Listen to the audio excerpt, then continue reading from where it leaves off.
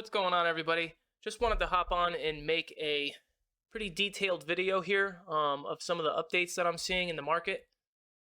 Things are happening, guys. Things are happening, right? I was going to make some posts, but I figured that if we just kind of put things all together into a video that I can give you more, right? Give you more detail about what I'm seeing exactly. And I'm going to be honest, I think things are going to start getting really interesting here. Um, Bitcoin's looking really good. Ethereum is looking really good. Our Bitcoin dominance call is playing out perfectly. We're still seeing that drop sharply. We're seeing altcoins perform really well. We're entering into the second week of that now. And also, we're seeing USDT dominance start to really kind of head lower. Now, let me preface this by saying we are currently at some major resistance areas, right? So we're going to go over that in detail also. We're going to try and look at some of the shorter time frames. We're going to look at some of the higher time frames. But overall, the way I'm kind of looking at it is this. We're getting good macroeconomic data. We're getting more certainty in the market. The labor market is strong. GDP is expected to grow quarter over quarter. We're expected to see modest growth in the economy. Inflation continues to come down. Energy prices are continuing to come down. They're helping that happen. We're getting tariff deals, right? We're getting some good certainty around the tariff news. It's kind of starting to fade away. You could see that via the stock market. It's rallying really aggressively. It's making a huge comeback. If I'm not mistaken, the S&P is officially positive on the year, which is just incredible after everything we've been through. But yeah, I think we're just getting really close to something big. I think it's the writing is on the wall. You know what I mean? And we've known this, right? We've been tracking this correctly and accurately every single step of the way, right? And the chart that I have up here is just I want to go over our reversal zone chart first, right? As you can see, we started that major correctional period back in roughly January, right? Late December, January, we started kind of to distribute up in these ranges. Once that 3-day MACD crossed, we knew we were most likely entering into a major correctional phase. We did that. We knew that the major correctional phases last anywhere from 114 to 174 days. We bottomed out literally in that exact time frame. We also had our 75 to 70K level marked off. That ended up playing out perfectly along with the reversal zone, and it's really just been up only ever since, which is amazing, right? We timed it perfectly. Even our parallel channel down here on the MACD that I had, this has never been moved. We literally hit the bottom of it perfectly, well, very close to it, and reversed from there into the reversal zone. So, this was a huge call for the Patreon because we were accumulating spot altcoin plays, right? I was accumulating heavily, 50% of the portfolio allocated, right? Which is, for me, from an altcoin perspective, that's like a sweet spot for me, right? I'm good. I don't want to like go too crazy, but I'm really happy with that. Another chart that I really want to look at too is look at the total 3 chart, right? We were tracking this for a long time. People, I know I was like being annoying, but I kept saying this every post. We're going to treat support as support until it is not support anymore. And you'll hear me say that in the future about resistance. I will say the same saying because the saying always holds true. I might even say it in this video. But look where we were at. We had all this fear, right? We had max fear. The tariff fears were at all-time highs. Stock market was plummeting, but the total 3, which is the altcoin market cap, never lost this golden pocket. And in here was where we were accumulating heavily, right? We accumulated here, we rode this up, then we rode a lot back down and accumulated more, right? We stayed consistent, we stayed true to the golden pocket, let alone it held. And then, as you can see, we started to carve out this amazing inverse head and shoulders pattern. We pointed this inverse head and shoulders pattern out when I believe total 3 was down here and it was starting to dip. I was like, all right, that right shoulder is starting to form. Here we go. And now, as you can see, boom, we get the pop up out of the inverse head and shoulders. We break that 871 billion level that I was talking about. And now look, right? It looks like we're trying to head higher from here. We're above all of the daily moving averages. We're above all of the weekly moving averages. We're above the 0.703. We're above the golden pocket. We're above the 786. We have momentum on our side.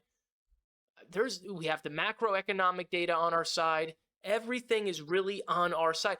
For the first time, I think, in a really long time, maybe this entire cycle, everything seems to be lining up at the exact right time. This was the scenario we talked about in detail that could really set us off. I said during the major correctional period, I was like, if we can just get everything to line up perfectly at the right time, we will see the rally that we all been waiting for. And could we call this a rally? Sure, this is a small rally, but I don't think we've really seen what we're capable yet here. I think this is just the breakout, right? This is the initial breakout of I guess you could call it the mini bear market range, the correctional period range, right? Which is great because that shows that if you accumulated down at these low levels, man, you're sitting good. I mean, you are sitting perfect right now. We're up 40, 50, 60% on some of these plays. Some profits have already been taken, but we are locked and loaded for the long haul here. So again, really, really nice. But back to the Bitcoin chart. As you can see, look where we're at. We are right back where we were in January of this year when we topped out, right? And on the log chart, this is the macro 0.382. I'm sorry, this is the macro 1.272 fib, right? We've never really been able to clear this level. Right, as you can see, we started to kind of top out and show weakness up at this level before, but now look, again, look where the momentum was back when we hit it initially in December. Kind of extended, we were starting to lose momentum. Now look, we are gaining momentum hitting this level, right? We are gaining momentum going into this resistance. The MACD on the 3-day just crossed the zero line, which I said when that happens, we will likely see an acceleration in the rally, right? This resistance doesn't look like it's going to hold much longer. Sure, can we get a little pullback in the short term if you want to throw in a head short? Maybe you catch a little bid, you know what I mean? Catch some exposure. Who knows? I mean, I don't think it matters. I don't even really care what the 4-hour and the daily are looking like right now. And I'll repeat that, the 4-hour and the daily, not the 1 hour. I don't care what any of that looks like. These higher time frames are flipping bullish. From a technical perspective, these higher time frame charts are really looking good. Not just the indicators, but the structure of the market looks phenomenal. And with that, like I said, we have the macroeconomic data. We have good monetary policy guidance, right? That's what we have. We know where we stand in the market for the first time in a really long time. And it's positive. It's not negative. And I think that's the perfect recipe for what we're looking for. And that is an actual real rally. Because let's just be real. Let's be honest here. All of this price action since March of 2024, if I were to kind of scrunch this together for a second, right? Let's just scrunch this time. Let's put this on the weekly time frame. Speaking of indicators, we're getting a weekly MACD cross, bullish. But if I were to kind of just scrunch all this together a little bit, right? Let's remove all this. Let's remove the indicators. This is like basically sideways price action, right? If I were to just kind of do this whole range from March of 2024 really looks like just one big sideways range. Does it not? It does. If you really look at this, we've only had about 40 days since March of 2024 of constructive price action. Think about that for a second.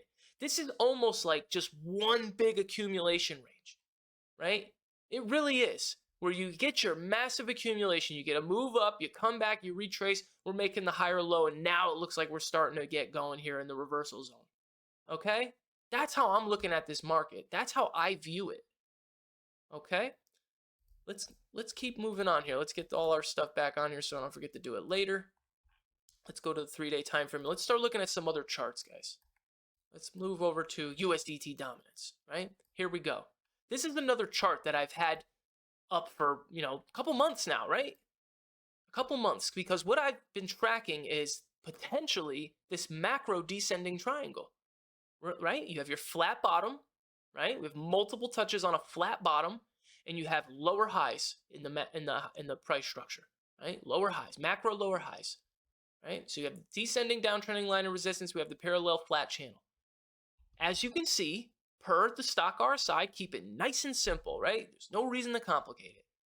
Every time we get that 2-week stock RSI cross, what happens? Big moves to the downside, right? Big moves. It's staring us right in the face. The momentum is back in the bull's favor when it comes to crypto. For those of you who don't know, maybe you're new, I've been using USDT dominance for years. It's the best inverse correlator to crypto. So I highly recommend, if you want to learn technical analysis, you have USDT dominance on your chart at all times and you use it as a inverse correlator to your crypto charts, just so that you can get another perspective. Okay, that's what it's all about. Getting more perspective. You can invert your charts, you can turn them upside down, you can turn them sideways, but USDT dominance is the best inverse correlator there is. Okay, as you can see, lost the bull market support band on stablecoin dominance. Now, here's the orange circle. I've had this orange circle marked off for over a month now. I'm looking for us to come back to that 3.70% level. That's the target, right? From there, we'll have to see. Well, the 3.70% level marked the top in March of 2024. The 3.70% level marked the top in January of this year. Is it going to mark the top again? Or will the momentum be so strong that we finally break down and maybe come down to, here, we'll even mark this off, a major level that I'm eyeing right here, right? Do we get that final really big bull market move and start to head down to these lower levels, right? We'll keep an eye on that. But as you can see, the stock RSI, the 2-week stock RSI cross to the downside is confirmed on USDT dominance. And yeah, lost the bull market support band. I don't care if we get short-term corrections. I don't care what happens on the hourly or the 4. This looks bearish. This looks like it's kind of like a magnet. It's the 3.70% level. I'm feeling really good about that, right? So more confluence to our charts, right? We looked at Bitcoin. We see the bullish structure. We see the bullish indicators. We look at USDT dominance. We get that perspective. We're seeing bearish indicators, right? So really, really nice.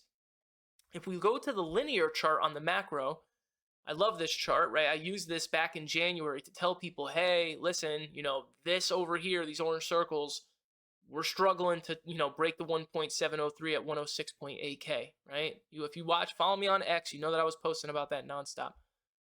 We couldn't break it then, but here we are again, right? We're in a much different spot. We broke out of this macro falling channel, falling wedge, whatever you really want to call it. We formed the, pretty much an inverse head and shoulders down here, smaller one right here, within that falling channel. We reclaimed the 89K level, right? I talked about the 89K level rigorously. I said if we break the 89-90K level, we're going to be looking really good. Then what was the next step? Break all the daily moving averages, break the bull market support band on the weekly. Boom, we did that. As you can see, look at all these daily moving averages are headed up. Bull market, we're above all of them. These are now major support for us, right? We're in a bullish trend now. Now we're at that big resistance point. This is why I've been posting saying, hey guys, like everything's looking good. But in the short term, let's just be a little cautious, right? Let's be careful opening new longs. Let's just be a little cautious because, again, right? Resistance is resistance until it is not resistance anymore. While we do have the momentum on our side, yeah, is a pullback possible in this 1.703 macro golden pocket area? Absolutely it is. Maybe we just consolidate instead and then bang, we blast through. But overall, the bias, the probabilities heavily favor at the moment that we are going to break this and start to head higher. Probably towards this blue line at 116K, probably towards this green line at 122K, right? It's looking like that. Global liquidity is rising. We have the macro on our side. We have the bullish indicators on the higher time frames. It's not like this back here when we were kind of exhausted. You know what I mean? It was kind of exhausting at that point. We were at max euphoria, the election, oh my God, all this crazy stuff. We pretty much were at a top. So this time, I feel like the market's dead. The market is dead. Look at the Google trends, right? We posted about the Google trends. They're like almost at bear market lows. There's not much retail participation, and Bitcoin's at 104K, and we're moving, right? So again, another chart that looks ready to go higher. If we get any pullbacks in the short term, I expect them to probably be bought up and eventually just come up and break this, right? I just don't see anything. If there was something in the charts here that I was like, there's some warning signs, we're looking a little weak, we're not looking good, I'd be the first one to point it out, right? But this just looks good to me, right? So that's 3 charts in a row that just look good. I want to look at Bitcoin dominance, right? I think I have that chart right here. Okay, Bitcoin dominance. I mean, talk about the call of the year. I mean, the reversal zone might be the call. 2 unbelievable calls. 2 calls in the Patreon that I just don't think you're ever going to find anywhere else. I mean, there's just not anyone out there who's capable of making calls like this in the crypto space. There's just not. They're just not capable. I mean, we called the reversal zone for for months. We had this reversal zone marked off. People didn't believe it. It was starting to act, people were like, there's no way this is going to play out. This just seems ridiculous. Boom, it played out beautifully. Then I stated literally a week and a half, 2 weeks ago, I said, I said, I have a really good feeling that the 65.45% level, which is the macro 0.786, is going to be a major resistance zone for Bitcoin dominance, which is going to enable altcoins to catch a bid. Those were my exact words, posted it on Patreon. That I actually even posted on Twitter, which was nice because a lot of people got to see that. But let alone, we hit that macro 786, the 3-day RSI, which was also helping me, was literally the highest it had been since 2019 when the top came in. Look at this. It was so obvious. If you run into the macro 0.786 fib with a 3-day RSI at record levels, I don't care if it's a monetary policy driven chart in the first place, which it is. Technical analysis doesn't work that well on Bitcoin dominance, but it was, when you have that type of confluence, shit's gonna happen. Forgive me for my language, but something's gonna happen. And let alone, it played out better than I thought it was even gonna play out. And ever since then, Bitcoin dominance has just been a straight downtrend. Straight, sharp downtrend. This is a sharp move down. Sort of like what we got back in November, right? Very similar. Now, people ask me, Kev, is the top in on Bitcoin dominance? You guys know enough by now that this chart is not showing us enough to know that. We still have major support levels below us. One, we have the bull market support band on the weekly. You don't call tops on an asset when it's above its bull market support band. From a daily perspective, we'll zoom in a little bit. Look at all these major moving averages we have, right? We have the bull market support band. We're breaking down from the 100 EMA, and it looks like we're losing the 703. We have the bull market support band, the 200 EMA, the 200 SMA, and the golden pocket. Okay? Now, I'll tell you what. I'll make you a deal. If Bitcoin comes down and breaks all these, Bitcoin dominance comes down and breaks all these moving averages and breaks this golden pocket here at 59.03%, I'll be feeling pretty confident the top might be in on Bitcoin dominance. I really do. At that point, the evidence becomes sort of overwhelming that it is. Now, what I really want to see, what I've said in the past that would really convince me, is breaking the 54.5% level, which is this low right here, right?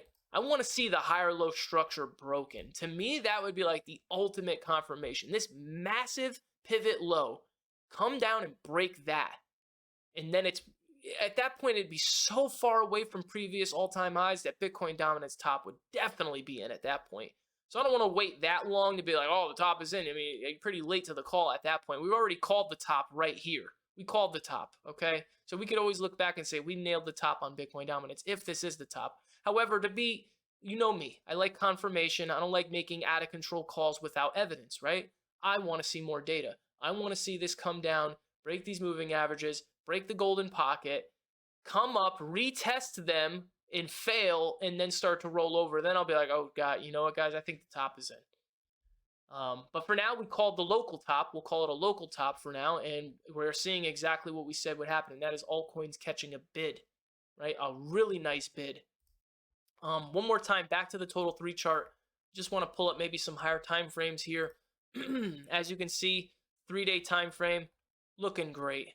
This is just looking really good. Let's remove some of this stuff, right? Let's make this, clean this up so that you guys can really see what I'm talking about here. Here's the weekly time frame. Look at that. This is your weekly time frame on total 3. What did I talk about?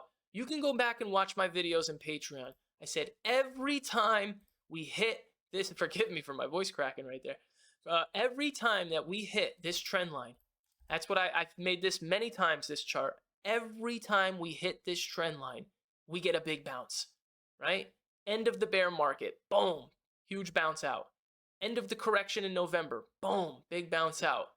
End of the correction in April of 2025, boom, we're getting that big bounce out, right? Along with that, you guys already know, right? The golden pocket. The golden pocket was never lost. We held it. We held it beautifully. And now we're above all of the daily moving averages. We're above all of the weekly moving averages. There's really no resistance where we're at right now. I don't see why this thing can't just start to go higher soon. And I think it's going to, right? I think it's going to. Look at the 3-day MACD. This thing hasn't even crossed the zero line yet. When all of these 3-day MACDs start to cross the zero line and this is where you get your big moves, right? This is the recovery. What you're seeing now is the recovery in the breakout of the range. When you get above this zero line and show expansion, you're going to start to see acceleration, folks, right? Acceleration, okay? You have your recovery, you get your breakout, and then you get acceleration, okay? That's how it works. That's how bottoms form. Your recovery, right? Your recovery, your breakout, your expansion afterwards, okay? This is looking really good.